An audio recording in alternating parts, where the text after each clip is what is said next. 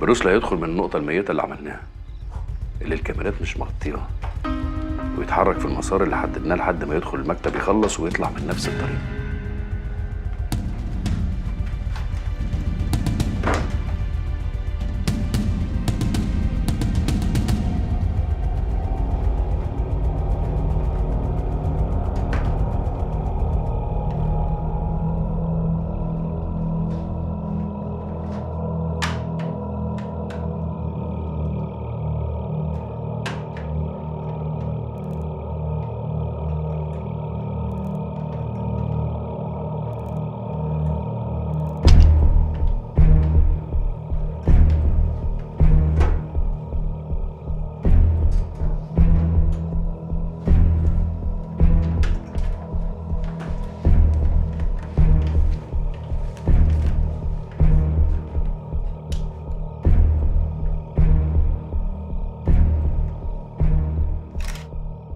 حسام يراقب الفيلا من بره عشان لو الدنيا عكت،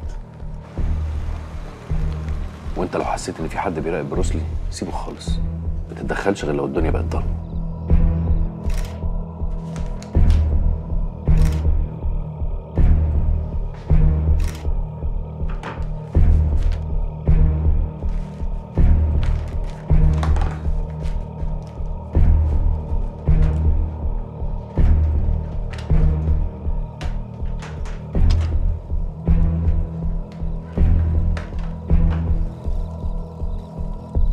بعد ما تخلص يا بروسلي هتطلع على ايوب فورا تسلمه الحاجه، ما تروحش لا يمين ولا شمال، والساعه 2 بالليل بالثانيه هنتقابل كلنا هنا.